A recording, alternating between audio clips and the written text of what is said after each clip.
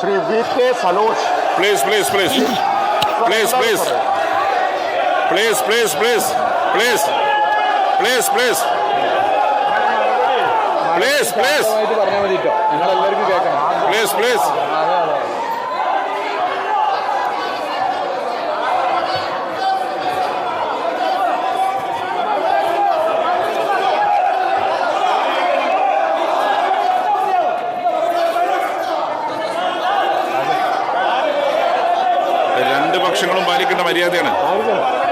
രണ്ട് പക്ഷങ്ങളും പാലിക്കേണ്ട മര്യാദയാണ്.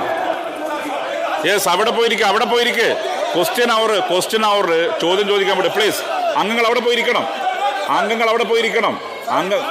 ഈ ക്വസ്റ്റ്യൻ സ്വാഭാവിക ഇത് വരും, അതും വരും. അവിടെ പോയിരിക്കണം. പ്ലീസ്.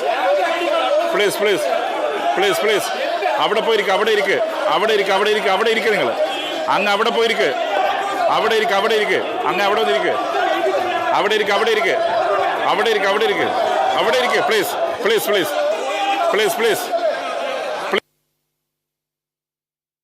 നിയമസഭയിൽ പ്രതിപക്ഷം ഉയർത്തുമ്പോൾ യൂത്ത് കോൺഗ്രസിന്റെ വ്യാജ തിരിച്ചറിയൽ കാർഡ് വിവാദം ഉയർത്തിയാണ് ഭരണപക്ഷം അതിനെ പ്രതിരോധിക്കാൻ ശ്രമിക്കുന്നത്.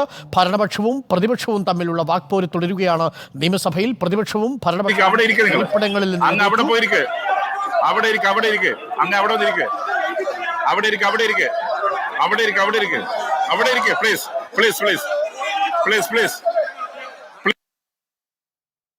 കാഫിർ സ്ക്രീൻഷോട്ട് വിഷയം ഉയർത്തുകയാണ് പ്രതിപക്ഷം. ഈ വിഷയത്തിൽ FIR ഇട്ടിട്ടുണ്ട് എന്നും അന്വേഷണം നടക്കുന്നുവെന്നുമാണ് മറുപടി. പ്രതിപക്ഷത്തിന്റെ തുടർച്ചയായിട്ടുള്ള ചോദ്യങ്ങൾക്ക് ഭരണപക്ഷം പ്രതികരിച്ചത് യൂത്ത് കോൺഗ്രസിന്റെ വ്യാജ തിരിച്ചറിയൽ കാർഡ് വിഷയം ഉയർത്തിക്കാട്ടിയാണ്. ഈ രണ്ട് വിഷയങ്ങളും ഇപ്പോൾ സഭയിൽ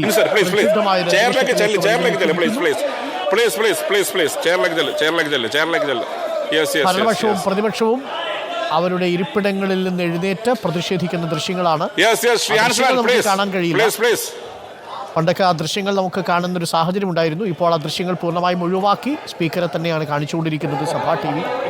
ഇത്തരം സഭയിലെ പ്രതിഷേധങ്ങളൊന്നും നാട്ടുകാർ കാണണ്ട എന്നതാണ് നിലപാട്. സർ, ഞാൻ ഈ മറുപടി പൂർണ്ണമായിട്ടും കേൾക്കാനുള്ള ക്ഷമയുണ്ടാവുന്നതല്ലേ?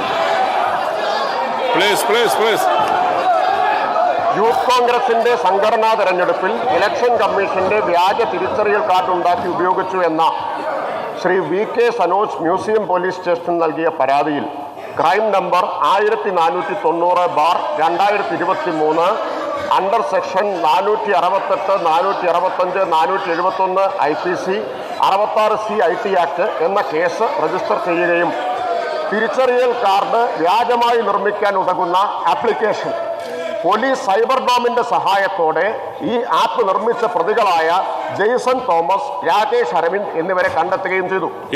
അതാണിത് സൈബർ കുറ്റകൃത്യമാണ് എന്ന് പറയുന്നത്. ഒരു ആപ്പിന്റെ സഹായത്തോടു കൂടിയാണ് വ്യാജ കാർഡ് ഉണ്ടാക്കിയിട്ടുള്ളത്. സർ, പ്രതികളുടെ പക്കൽ നിന്ന് വ്യാജ ID, അവ നിർമ്മിക്കാൻ ഉപയോഗിച്ച ഡിജിറ്റൽ ഉപകരണങ്ങൾ എന്നിവ പോലീസ് കണ്ടെത്തുകയും ചെയ്തിട്ടുണ്ട്. ഈ കേസ് ഇപ്പോൾ അന്വേഷണത്തിലാണ്. ഇതേ കാര്യത്തിൽ ഇലക്ഷൻ കമ്മീഷൻ നൽകിയ പരാതിയിലുള്ള അന്വേഷണം ക്രൈംബ്രാഞ്ചിൽ നടന്നു.